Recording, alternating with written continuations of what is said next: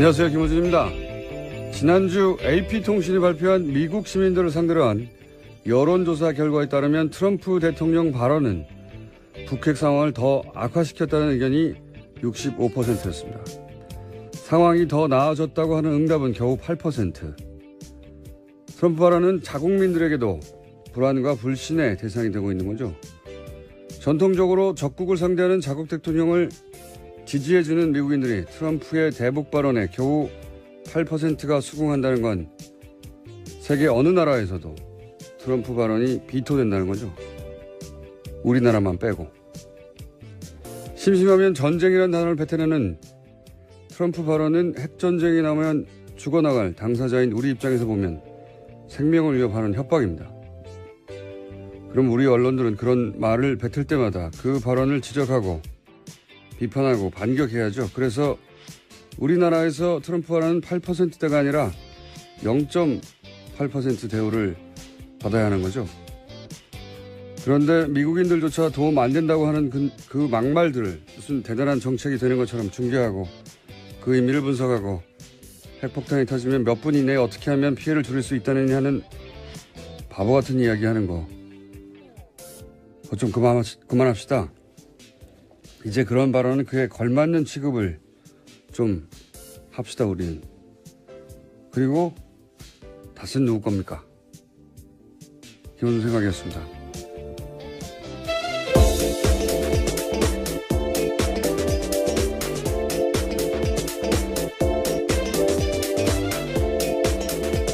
시사인의 김은지입니다. 네. 오늘 발음은 약 평소에 60% 정도 최고 좋았을 때 하고 비교하자면. 다스는 누구 겁니까? 네, 완전 유행어가 됐더라고요. 요새 웬만한 댓글에 다 쓰여 있습니다. 많은 사람들이 궁금한 거죠. 예. 앞으로도 계속 질문해 나가야 됩니다. 다스는 누구 겁니까? 이렇게 중간중간에 밥 먹다가도 가족끼리 밥 먹다가도 얘기하고 친구들하고 드라마 얘기하다가 갑자기 어제 봤냐 그거? 재밌지 않냐? 예. 근데 다스는 누구 거니? 이렇게 해야 한다. 자, 첫 번째 뉴스는요? 네, 박근혜 정부 시절 국정원 관련된 소식입니다. 추명호 전 국정원 국장이 2014년 말부터 최순실 씨 관련 첩보를 수집하고도 상부에 보고하지 않았습니다.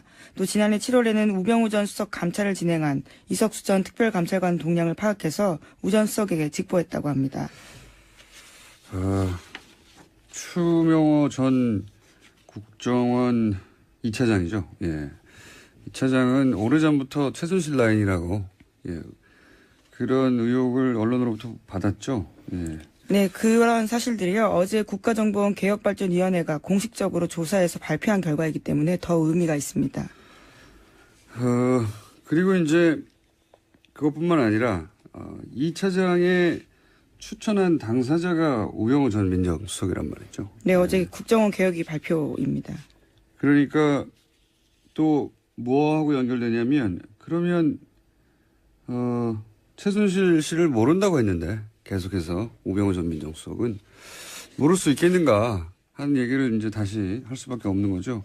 자신이 추천했는데 그런데 국정원에서 최순실 특히 최순실 관련 내용들은 국정원 상부에 보고하지 않았다. 그리고 예를 들어서 우병우 전 수석을 감찰하는 이석수 전 특별감찰관에 대해서는 사실은 이석수 전 감찰관이 우병우 수석을 감찰해야 되는데 거꾸로 이석수 감찰관의 동향을 우병우 전 민정수석에게 오히려 보고를 한 거죠. 예, 추명호 국정 2차장이 예, 직보를 했다. 예, 2차장으로 추천을 받았었는데요. 실제로 되지 못했던 것으로 보입니다. 국장으로 마무리됐거든요. 2차장까지 되지 못했었던가요? 예, 예. 네. 그래서 연결고리가 중간에 최순실 씨 아니냐 이런 얘기는 예전부터 나왔고 그건 좀 더 구체적인 정황이 이제 나온 거네요. 예.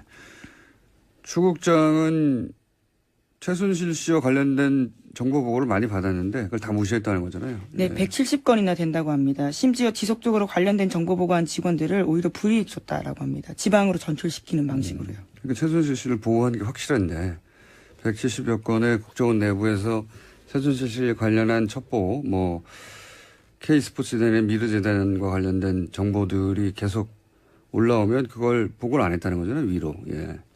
그리고 그런 보고를 하는 직원들은 전출시켜버리고. 그런데 우병우 전 수석한테는 여러 가지 직보를 하고. 예. 그러면 우병우 전 수석이 최순실 씨를 모른다고 하는 게 말이 되느냐 하는 질문을 다시 할 수밖에 없는 거죠. 자, 그런 뉴스가 나왔습니다. 아직도 그런데 우병우 전 수석에 관해서는 사실 지금 재판에서 유죄가 나도 별거 없어요. 네, 혐의 자체가요. 그렇게 센 혐의가 아니라서요. 이런 진짜 건더기에 해당될 이런 내용들은 지금 다 빠져있죠. 우병우 전 민정수석이 재판을 받고 있는데 하여튼 유죄가 돼도 그것 가지고는 우리가 생각하는 정도의 벌금 정도 나올 거라고 봅니다. 벌금. 유죄가 돼도. 유죄가 나올지도 모르겠지만. 자, 그런 정황이 하나 더 나왔습니다. 자, 다음 뉴스는요. 네, 또 이명박 정부 시절의 국정원 관련된 뉴스도 있는데요. 이명박 대통령 당시 국정원이 김대중 전 대통령의 노벨 평화상 취소하기 위해서 공작 펼친 정황이 있다라는 사실을 말씀드린 바가 있습니다. 그런데 이와 관련해서 구체적인 사실들이 나온 건데요. 국정원이 이것이 모두 사실이다라고 확인을 해준 겁니다. 수상 취소 청원 서한을 노벨위원회에 보냈다라고 합니다. DJ 노벨상 취소 청원 계획 이렇게 불러줄 가치가 없어요. 이게 무슨 청원식이나 됩니까? 이게 계획식이나 되고 이건 그냥 취소 생떼 공작 이런 걸로 불러야 돼요. 그럴듯하잖아요. 너무 취소 청원 계획이고 서한이고 생떼 공작이죠. 그런데 며칠 전이라고 하면 한 2주 전쯤 되나요? 이 김효재 당시 청와대 민정수석 이에 대해서 그건 국정원 직원 개인의 일탈이지 이게 정권 차원에서 말이 안 된다고 했는데 근데 지금은 원세훈 원장이 보고했다는 거 아닙니까? 그리고 네, 그렇죠. 실제 발송도 했고 국정원 예산까지 들었다라는 겁니다. 그러니까 원장한테 보고했는데 하지 말라고 하면 했겠어요? 하라고 하니까 한 거지. 예. 그리고 그러니까 국정원 예산을 쓴 거죠. 이게 개인의 일탈일 수가 없죠. 이건 엄연히 국정원장이 알았으면 정권 차원의 공작인 겁니다. 예. 김효재 전 수석이 다시 답할 차례네요. 예. 그때 나와서 말씀하셨으니까 저희도 한번 인터뷰에 시도해보겠습니다. 자, 국정원 예산을 썼고 국정원장한테 보고했다. 네, 이것이 국정원 개혁발전위원회가 공식적으로 발표한 내용입니다. 대단했습니다. 정말. 예. 전직 대통령인데요. 예. 그리고 유일한 노벨상인데요. 그걸 어떻게든 흠집을 내려고 그런다고 해서 취소는 안 됐겠지만 이런 생떼를 쓰는 거잖아요. 계속해서. 네, 관변단체를 만들어서 그 대표 명의로 서한을 보내고 또 돈을 쓰고 그렇게 했던 거죠. 공작을 벌인 겁니다. 그런 서한을 보낼 단체를 자기들이 만들고 자기들이 돈을 주고 대단했습니다. 자, 다음 뉴스는요. 네, 어제 박근혜 전 대통령이 6개월 만에 법정에서 입을 열었습니다. 박 전 대통령은 검찰이 6개월 수사하고 법원이 6개월 재판했는데 다시 구속재판 필요하다라는 결정을 받아들일 수 없다라고 말했습니다. 또 정치적 외풍과 여론 압력에도 헌법과 양심에 따라 재판할 것이라는 재판부에 대한 믿음이 더는 의미 없다고 결론 내렸다라고 이야기했습니다. 본인은 그렇게 생각할 수 있죠. 예. 그렇게 생각을 쭉 하셔도 되고요. 그러면서 이제 본인은 정치적 희생양이다. 이런 얘기를 하고 싶은 거죠. 변호인도 사퇴했잖아요. 예, 전원 사임했습니다. 이거 저희 잠시 후에 짚어보긴 할 텐데, 저희, 고정, 예. 담당 법률 해석가 이정열 전 판사하고 얘기 나눠볼 텐데, 법리적인 부분은 거기서 따져보겠지만, 정치적인 액션이죠, 이게 이제. 나는 변호인도 없이 홀로 불쌍하게 이러고 있다는 정서적 호소를 지지자들한테 하는 건데, 근데 저는 정서적으로도 기존 박사모 외에는 설득하기 어렵고, 법적으로는 더 큰 자충수라고 봐요, 이게. 왜 더 큰 자충수인지는 이제 전문가 얘기를 들어보고, 생각해보면 탄핵 때부터 박근혜 전 대통령 변호인단은 어떻게 그렇게 오로지 망치는 길로만 가는 건지, 예. 내내 아주 절묘하게 망치는 길로만. 그리고 이 재판에 있어서도 사실은 저희도 몇 번 얘기했지만 이재용 부회장, 삼성 이재용 부회장 판결이 날 때까지 어떻게든 시간을 끌려고 예, 하는 어마어마한 작전. 증인을 신청했습니다. 증인 무더기를 신청하고 예. 시간을 계속 끌었어요. 그리고 정작 자기 변호는 제대로 못하고. 근데 이재용 부회장이 유죄로 이제 판결했으니까 무의미한 시간 끌기가 된 거죠. 진작에 그러면 진행을 빨리 했으면 훨씬 유리했을 텐데. 이번에도 예외는 아닌 것 같습니다. 탄핵 때부터 가장 가까이 있는 법적인 경호실장 역할을 하는 게 유영하 변호사인데, 이수 역시 저는 결국 박근혜 전 대통령에게 그냥 불리한 결과만 잔뜩 안길 것이다. 아마도 제 생각에는 이렇게 되면 이제 법원이 그러니까 새로운 변호사를 선임하거나 예, 국선이 피고가 선임될 수도 있습니다. 혹은 법원이 국선을 선임하거나 그것도 안 할 수도 있어요. 예. 아예 재판이 나오지 않을 가능성도 있다라는 말도 있습니다. 피고인 면담을 변호인이 못하면 변호를 못하잖아요. 그리고 또 출석도 안 할 수도 있고. 보통은 상상할 수 없는데 전직 대통령이 출석을 안 하면 이때까지 겪어봤듯이 강제로 끌고 오지 못하지 않습니까? 여성이기도 하고 그래서. 근데 그게 결국 본인에게 좋은 거냐? 본인에게 좋을 게 하나도 없죠. 예. 자, 다음 수는요? 네, 다스 관련된 소식도 전해드리겠습니다. 일요신문 소식을 어제 말씀드렸었는데요. 또 관련된 보도가 있습니다. 다스가 공장을 불법 건축했다라는 의혹이 있다라는 건데요. 하지만 사법당국에서 조사하지 않았다라고 합니다. 임야를 공장 부지로 바꿔서 수백억 원의 차익을 챙겼다라고 합니다. 이 같은 일은 이명박 전 대통령 시절에 일어났습니다. 또 일요신문인가요? 네, 그렇습니다. 일요신문이 요즘 연일 다스 관련 특종을 내고 있네요.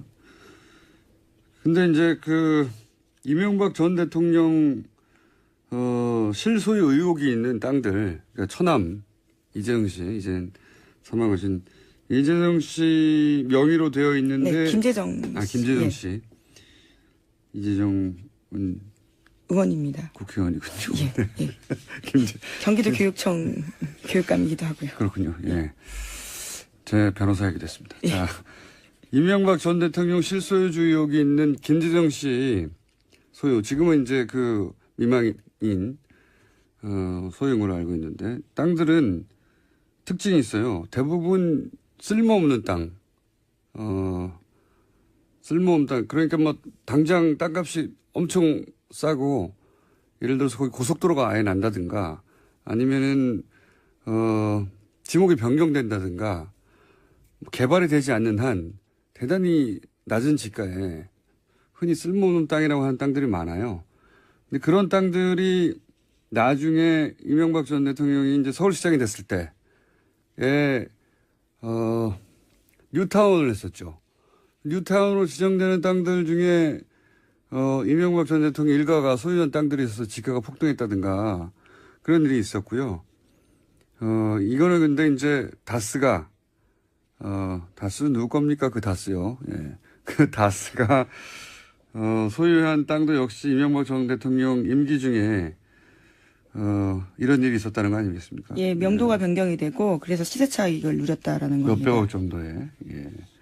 근데 그게 이제 굉장히 오랜 세월, 2000년부터, 97년부터 시작해서 해결이 안 되던 문제였거든요. 예. 97년에 최초로 공장 등록을 승인받았는데, 현대중공업이. 근데 그때 임야라서 도로를 지을 수가 없는 거예요. 예. 그래서 건축 허가가 불가했는데, 여하간 그 이후로 해결이 안 되는 문제가 이명박 전 대통령이, 제 핸드폰입니다. 죄송합니다. 요즘 자꾸 끄는 걸 잊어버려서.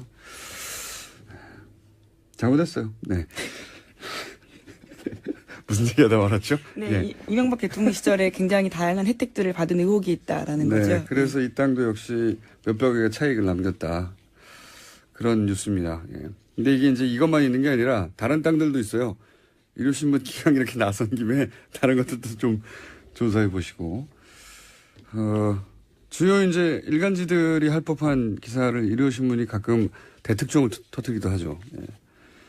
연속으로 다스 관련해서 뉴스였습니다. 자, 다음 뉴스는요? 네, 박근혜 정부 시절에 청와대가 지난해 4월 13일 총선에도 개입한 정황을 검찰이 수사 과정에서 포착했습니다. 여기에는 허현준 행정관이 관여되어 있다라는 건데요. 작년에 4.13 총선을 앞두고 월드피스 자유연합이라는 이름을 가진 단체가 낙선운동 대상 후보자 명단 발표했습니다. 전원이 더불어민주당 등 야당 후보자였는데요.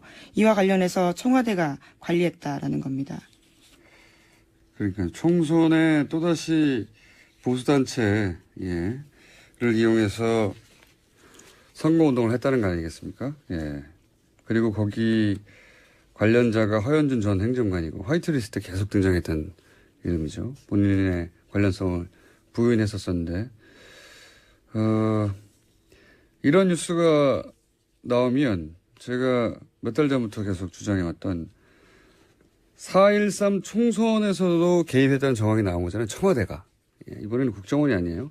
박근혜 정부 당시 청와대가 개입한 총선의 정황인데 이거보다 훨씬 더 중요했던 게 박근혜 전 대통령 운명의 탄핵 때입니다. 그래서 탄핵 반대 집회, 소위 이제 태극기 집회 때 과연 청와대 차원의 지원이 없었겠는가 하는 대목을 수사해 봐야 된다고 제가 오래전부터 주장해 왔는데, 총선에도 이렇게 몰래 지원하고 개입을 했는데, 그보다 훨씬 더 직접적으로 운명이 결부되어 있는 탄핵 때는 안 그랬겠는가 수사 대상이라고 봅니다. 자, 이 대목에서 연결이 마침 됐습니다. 박근혜 전 대통령이 어제 법정에서 한 발언들, 정치보복이라는 주장부터 시작해서 변호인단이 다 총사퇴한 거 관련해서 저희가 이정렬 전 판사님 연결해서 잠깐 이야기 나눠볼까 합니다. 안녕하세요. 안녕하세요. 안녕히 계셨습니까, 그동안? 고정도 아니면서 고정이라고 그러죠. 예. 사실상의 고정, 예. 자, 변호인이 총사퇴했습니다. 우선, 변호인이 총사퇴하게 되면 그 다음 수순으로 법원이, 뭐랄까요, 권유하거나 또는 법적으로 해야 될 일이 뭡니까? 일단 이게 그 필요적 변호 사건이라 그래가지고 예. 그 사형 무기 법정형이 그런 경우 최고형이 그런 경우에는 변호인이 없으면 개정을 할 수가 없게 돼 있습니다. 그러니까 변호인을 이제 사선 변호인을 선임을 하던가 네. 아니면 선임을 안 하면 법원에서 직권으로 국선 변호인을 선정해서 선임을 해야 되는 거죠. 그러니까 법원이 할 일은 그겁니다. 그러면 국선을 만약에 선임했는데 국선을 선임했어도 진행이 안 될 경우도 있습니까? 거의 없어요. 거의 없는데 왜냐하면 국선 변호인이 그러니까 아주 그냥 거칠게 말씀드리면 공판 개정을 위한 형식적인 요건이 될 수 있거든요. 그냥 앉아만 있으면 됩니다. 개정을 못 한다는 거니까 심지어 이제 좀 여담이긴 한데 예전에 보면은 사법연수생도 국선 변호인이 될 수 있어가지고 실제 사건 내용 전혀 모르고 들어갔다가 이제 재판부에서 이런 거 반대 신문을 좀 해봐라 이렇게 권유를 하는 그런 경우도 있고 그랬었거든요. 옛날 얘기긴 하지만 그러니까 이제 개정 필요 요건이기 때문에 법정이 열리지 않는 그런 경우는 거의 없습니다. 다만 이제 그거는 뭐냐면 국선 변호인이 선정되고 바로 처음 기일, 그러니까 예를 들어서 아마 19일이 되지 않을까 싶은데 그 경우에는 아무리 그래도 국선 변호인이 재판 준비를 해야 되니까 그 경우에 기록 검토도 해야 되고 접견도 해야 되고 하기 때문에 그런 시간이 필요해서 한번 공판 기일을 연기를 할 수 있는 그런 정도는 되는데 그 이후에는 이제 아예 법정이 열리지 않거나 그런 경우는 현실적으로는 불가능하죠. 법률적으로는. 근데 이제 피고인을 만나야 되지 않습니까? 그렇죠. 예. 피고인을 면담을 해야 되는데 박근혜 전 대통령이 생각해보면 출석을 거부한 적도 있고 증인 출석을 거부한 적도 있고 본인 재판도 거부한 적이 있는데 피고인도 스스로 안 만나겠다고 해버리면 피고인 면담도 못한 상황에서 국선 변호인이 변론을 진행할 수 없다 이럴 수는 없습니까? 이런 일은? 법률적으로 불가능한 것도 아니고요. 일단 접견을 못하면은 좀 더 이제 피고인의 어떤 의사라던가 생각에 맞는 변론을 할 없을 수는 있는데 사건 기록을 보면 되죠. 법적으로는 그래도 상관없이 진행할 수 있다. 면담을 그렇죠. 못하고. 흐름을 보면 이게 이런 방향으로 지금 변론을 진행하려고 했었구나라는 거를 기록을 보면 알 수 있거든요. 그러니까 그 방향대로만 가면 되죠. 그런데 그럼 마지막 수단인 본인의 재판에 출석하지 않겠다고 해버리면 어떻게 됩니까? 일단은 그 구속영장의 효력이 그 미치기 때문에 구속이라는 게 구인하고 구금을 포함하는 개념이거든요. 이제 구인이라는 게 뭐냐면 뭐 좀 어려운 얘기인데 결국 쉽게 말하면 끌고 올 수 있다는 겁니다. 법정까지. 구인이 어려운 단어는 아닙니다. 판사님. 법조인이 아닌 사람들 너무 무시하시는 거 아닙니까? 저기 추석 쓰시더니 이렇게 구인 정도는 저희도 알고 있습니다. 예. 죄송합니다. 네. 그러면 근데 뭐 네. 일반 자범들은 모르겠는데 네. 전직 대통령이 현실적으로 부담이 있죠. 그러니까요. 끌고 온다는 게 이게 가능하지 않을 것 같거든요. 일단 법적으로는 그런데 예. 이제 그 법률상으로는 또 그렇게 돼 있습니다. 이제 일단은 그 정당한 사유 없이 출석을 피고인이 거부를 하고 그다음에 이제 교도관에 의해서 구인이 불가능하거나 현저히 곤란하다고 인정될 때는 벌석 재판을 할 수 있게 형사소송법에 규정이 돼 있거든요. 그러면 박근혜 전 대통령이 너무 아프다라든가 등등 기타 여러 가지 이유로 물론 실제 병원에 가봤더니 아프지 않다 하더라도 본인이 아프다고 주장을 하고 계속 안 나올 경우에 그 방에 들어가서 뭐 여성 경찰들이 끌고 나온다 이게 상상하기 어렵기 때문에 그런 경우는 그러면 걸석 재판의 가능성도 없다고 할 수 없겠네요. 여보세요? 질문이 곤란해서 전화를 끊으셨나요? 네. 전화가 끊긴 것 같네요. 그렇죠? 그런 것 같습니다. 네. 아마도 제가 어려운 질문을 하자 확 끊어버린 게 아닌가. 그럼 잠시 남은 뉴스 하나 더 진행하고 네. 예, 연결되면 다시 이야기하겠습니다. 자, 남은 뉴스가 한두 가지 더 있죠. 예, 근데 방금 긴급하게 들어온 소식인데요. 추명호 전 국정원 국장이 긴급 체포됐다라고 합니다. 오늘 새벽에요. 그렇군요. 또 다시 연결됐습니다. 네. 판사님? 저는 전화 드렸었는데. 예, 재밌으라고 하신 겁니까? 아니요, 그게 아니고요. 저기 근데 고정이면은 폰도 좀 하나 마련해 주세요. 자, 콜석 재판은 가능성 어떻게 보십니까? 콜석 재판. 법률적으로는 가능한데 쉽지는 않을 겁니다. 왜냐면은 어차피 지금 이게 박근혜 전 대통령, 박근혜 피고인 쪽에서 정치적인 재판으로 아예 규정을 해서 그쪽으로 몰고 가고 있기 때문에 법원 재판부 입장에서 그쪽에 말려서는 안 되거든요. 그러니까 법정에서도 이제 구속영장을 추가로 발부를 하면서 이것이 범위적인 근거에서 발부한 것이지 어떤 정치적 고려가 없었다는 걸 강조를 했었다고 하는 거 보면 재판부도 상당히 인식을 하고 있는 것 같아요. 그래서 조금 전에 이제 말씀하셨던 뭐 법률적으로야 구인이 가능하긴 하지만 현실적으로 가능하겠냐라는 부분하고 마찬가지 맥락에서 벌석 재판도 법률적으로는 가능한데 현실적으로 그렇게 할 수 있겠느냐. 오히려 그렇게 하는 경우에는 그것이 박근혜 피고인 쪽에서 바라는 것일 거거든요. 그러니까 탄압받고 있다. 뭐 출석도 안 했는데 재판을 열더라 이런 식으로. 그러니까 쉽지는 않을 겁니다. 그런데 양쪽 다 수단이기 때문에 예. 아니 강제 구인도 갈 수 있죠. 예. 강제 구인도 어렵고 걸석 재판도 어려우면 네. 이게 이제 공판을 열지 못하고 계속 딜레이가 되는 거 아닙니까? 그렇죠. 네. 예. 그런데 그런 식으로 그걸 바랄지도 모르겠습니다만 그렇게 계속 바라고 있을 것 같아요. 예, 계속 지연되면 그게 박근혜 전 대통령에게 유리하게 작용하나요? 저는 유리할 것 같습니다. 왜냐하면은 이게 법정 최고형이 무기징역이기 때문에 만약에 유기징역형이 선고가 된다면 빨리 재판을 끝내고 해도 뭐 상관이 없을 수 있는데 일단은 어떻게 되든 간에 지금 법이 예전에는 그러니까 지금 현재 미결 상태잖아요. 형이 확정이 안 됐잖아요. 그러니까 형이 선고가 되면 그거를 기결수로 살아야 되는데 미결수기 때문에 원칙적으로는 이게 본형의 그 형을 산 걸로 안 되게 돼 있었는데 옛날 법에는 이제 법이 바뀌어서 다 지금 산 걸로 간주하게 돼 있거든요. 그러니까 어차피 형의 산입되니까 네, 조금 더 없어요. 조금 더 편한 곳에 있는 게 낫다. 예, 그렇죠. 그리고 두 가지 경우로 또 따져볼 수 있는데 하나는 일단은 좀 오판을 한 것 같긴 하지만 어떻든 지금 현 재판부에는 기대할 게 없다라고 그렇게 생각을 한 것 같고 그러면 지금 추가로 발부된 구속영장의 효력이 최장 내년 4월까지 효력을 가지고 있는데 내년 2월에 법원 정기 인사가 있거든요.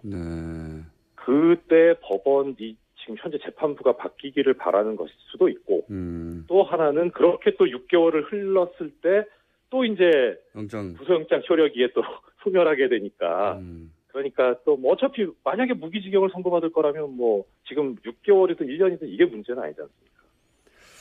그렇게 무기징역을 예정하고 하는 행동이라고 생각하면 유리한 것이고, 그게 아니라 뭐 6기, 그러니까 한 뭐 10년, 뭐 15년 이렇게 생각하고 하는 행동이라면 불리한 행동이고. 뭐 불리하다고까지 할 수는 없는데, 네. 그래도 뭐 썩 그렇게 좋은 수는 아니죠. 네. 근데 이제 무엇보다, 예. 무기징역이라고 스스로 생각한다면 이건, 유리한 부분이 있다. 네, 그렇죠. 그렇군요. 그렇게 생각했을까요? 네. 뭐, 어차피, 뭐, 공장장님께서도 있었군요. 죄송합니다. 공장장님께서 처음에 짚어주셨지만, 탄핵 때에서부터 작전 자체가 지연 전술이었잖아요. 그래서 네네. 그 맥락에서 지금도 전혀 변하지 않은 것 같고요. 아마 계속 끝까지 그렇게 가지 않을까 싶습니다. 뭐, 증인도 지금, 그러니까 하나 예를 들어서 보자면, 변호인단이 사퇴를 했잖아요. 네. 근데 이게 사임이라는 게 어떤 경우에 하는 거냐면 변호인 쪽에서 스스로 내가 변론을 못하겠다라고 포기를 하는 그런 행위인데 이게 보면 사퇴가 아니고 어떻게 보면 해임을 하는 게 맞았었거든요.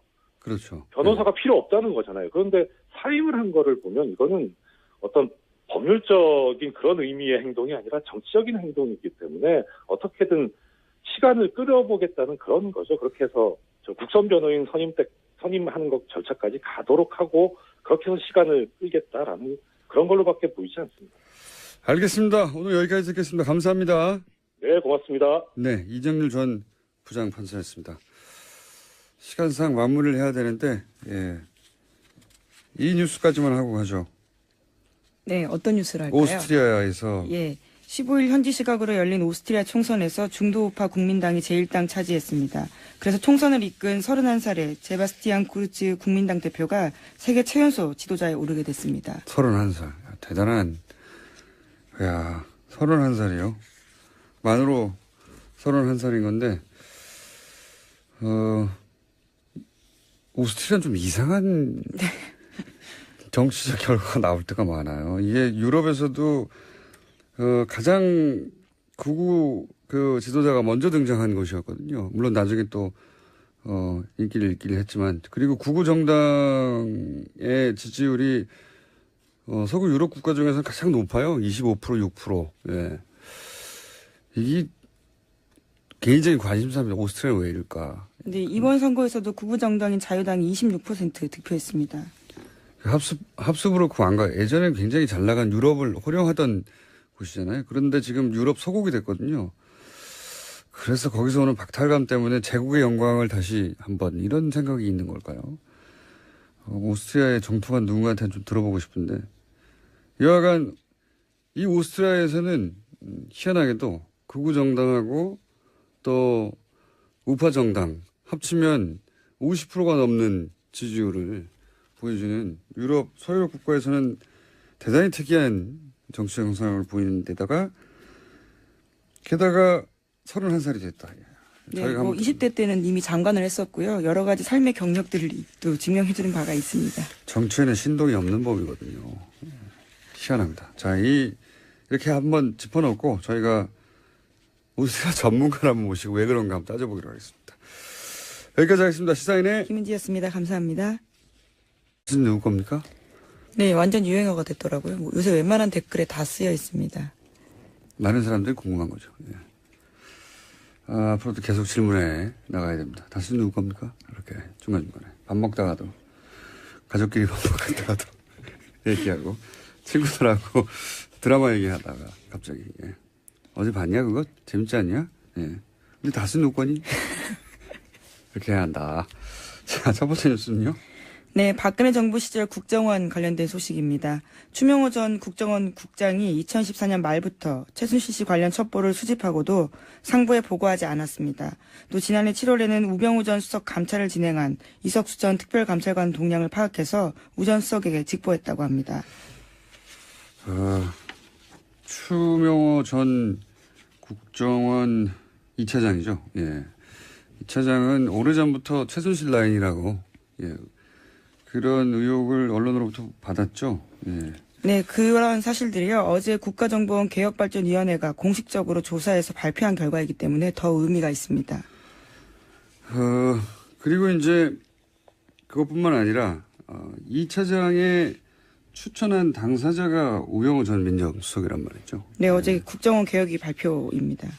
그러니까 또 뭐하고 연결되냐면 그러면 최순실 씨를 모른다고 했는데 계속해서 우병우 전 민정수석은 모를 수 있겠는가 하는 얘기를 이제 다시 할 수밖에 없는 거죠. 자신이 추천했는데 그런데 국정원에서 최순실 특히 최순실 관련 내용들은 국정원 상부에 보고하지 않았다. 그리고 예를 들어서 우병우 전 수석을 감찰하는 이석수 전 특별감찰관에 대해서는 사실은 이석수 전 생태를 쓰는 거잖아요. 계속해서. 네, 관변단체를 만들어서 그 대표 명의로 서한을 보내고 또 돈을 쓰고 그렇게 네. 했던 거죠. 공작을 벌인 겁니다. 그런 서한을 보낼 단체를 자기들이 만들고 자기들이 돈을 주고 대단했습니다. 자, 다음 뉴스는요. 네, 어제 박근혜 전 대통령이 6개월 만에 법정에서 입을 열었습니다. 박 전 대통령은 검찰이 6개월 수사하고 법원이 6개월 재판했는데 다시 구속재판 필요하다라는 결정을 받아들일 수 없다라고 말했습니다. 또 정치적 외풍과 여론 압력에도 헌법과 양심에 따라 재판할 것이라는 재판부에 대한 믿음이 더는 의미 없다고 결론 내렸다라고 이야기했습니다. 뭐 본인은 그렇게 생각할 수 있죠. 예. 그렇게 생각을 쭉 하셔도 되고요. 그러면서 이제 본인은 정치적 희생양이다. 이런 얘기를 하고 싶은 거죠. 변호인도 사퇴했잖아요. 예, 전원 사임했습니다. 이거 저희 잠시 후에 짚어보긴 할 텐데, 저희, 고정, 예, 담당 법률 해석가 이정열 전 판사하고 얘기 나눠볼 텐데, 뭐 법리적인 부분은 거기서 따져보겠지만, 정치적인 액션이죠, 이게 이제. 나는 변호인도 없이 홀로 불쌍하게 이러고 있다는 정서적 호소를 지지자들한테 하는 건데, 근데 저는 정서적으로도 기존 박사모 외에는 설득하기 어렵고, 법적으로는 더 큰 자충수라고 봐요, 이게. 왜 더 큰 자충수인지는 이제 전문가 얘기를 들어보고. 생각해보면 탄핵 때부터 박근혜 전 대통령 변호인단은 어떻게 그렇게 오로지 망치는 길로만 가는 건지, 예. 내내 아주 절묘하게 망치는 길로만. 그리고 이 재판에 있어서도 사실은, 저희도 몇 번 얘기했지만, 이재용 부회장, 삼성 이재용 부회장 판결이 날 때까지 어떻게든 시간을 끌려고 예, 하는 어마어마한 작전. 증인을 신청했습니다. 예, 증인 무독일. 전에 국정원 관련된 뉴스도 있는데요. 이명박 대통령 당시 국정원이 김대중 전 대통령의 노벨 평화상 취소하기 위해서 공작 펼친 정황이 있다라는 사실을 말씀드린 바가 있습니다. 그런데 이와 관련해서 구체적인 사실들이 나온 건데요. 국정원이 이것이 모두 사실이다라고 확인을 해준 겁니다. 수상 취소 청원 서한을 노벨위원회에 보냈다라고 합니다. DJ 노벨상 취소 청원 계획 이렇게 불러줄 가치가 없어요. 이게 무슨 청원식이나 됩니까? 이게 계획식이나 되고 이건 그냥 취소 생떼 공작 뭐 이런 걸로 불러야 돼요. 그럴듯하잖아요. 너무 취소 청원 계획이고 서한이고 생떼 공작이죠. 그런데 며칠 전이라고 하면 한 2주 전쯤 되나요? 김효재 당시 청와대 민정수석 이에 대해서 그건 국정원 직원 개인의 일탈이지 이게 정권 차원에서 말이 안 된다고 했는데 근데 지금은 원세훈 원장이 보고했다는 거 아닙니까? 그리고 네, 그렇죠. 실제 발송도 했고 국정원 예산까지 들었다라는 겁니다. 그러니까 원장한테 보고했는데 하지 말라고 하면 했겠어요? 하라고 하니까 한 거지. 예. 그리고 그러니까 국정원 예산을 쓴 거죠. 이게 개인의 일탈일 수가 없죠. 이건 엄연히 국정원장이 알았으면 정권 차원의 공작인 겁니다. 예. 김효재 전 수석이 다시 답할 차례네요. 예. 그때 나와서 말씀하셨으니까 저희도 한번 인터뷰에 시도해보겠습니다. 자, 국정원 예산을 썼고 국정원장한테 보고했다. 네, 이것이 국정원 개혁발전위원회가 공식적으로 발표한 내용입니다. 대단했습니다. 정말. 예. 전직 대통령인데요. 예. 그리고 유일한 노벨상인데요. 그걸 어떻게든 흠집을 내려고 그런다고 해서 취소는 안 됐겠지만 감찰관이 우병우 수석을 감찰해야 되는데 거꾸로 이석수 감찰관의 동향을 우병우 전 민정수석에게 오히려 보고를 한 거죠. 예, 추명호 국정 2차장이 예, 직보를 했다. 예, 2차장으로 추천을 받았었는데요. 실제로 되지 못했던 것으로 보입니다. 국장으로 마무리됐거든요. 2차장까지 되지 못했었던가요? 예, 예. 네. 그래서 연결고리가 중간에 최순실 씨 아니냐 이런 얘기는 예전부터 나왔고 그건 좀 더 구체적인 정황이 이제 나온 거네요. 예.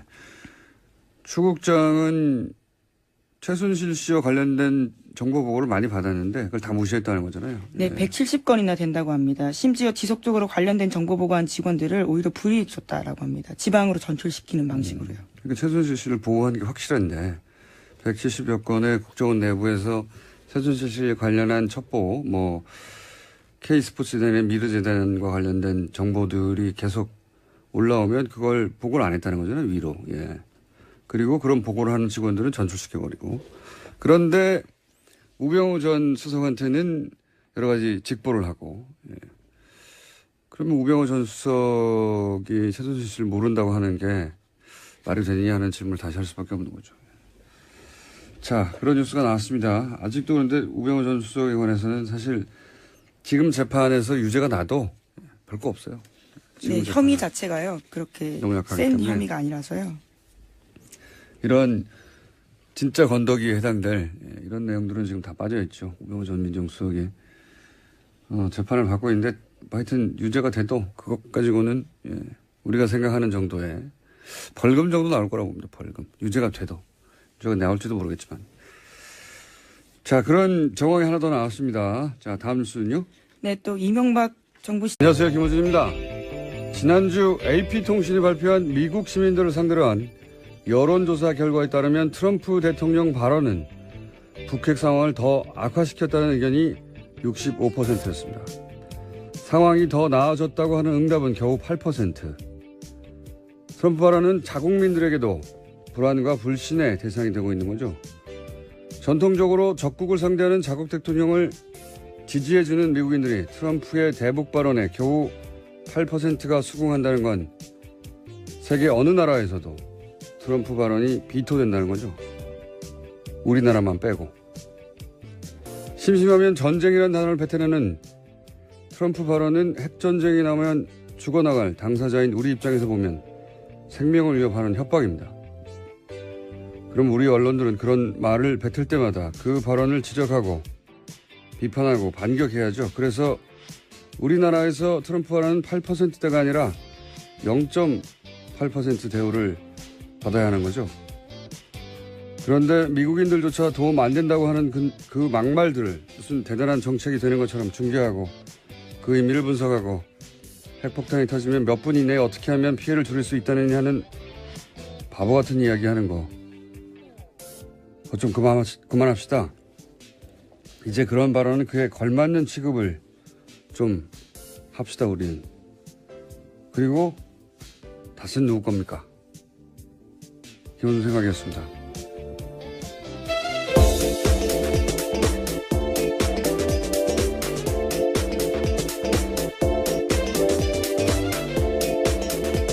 시사인의 김은지입니다. 오늘 발음은 약 평소에 60% 정도 최고 좋았을 때 하고 비교하자면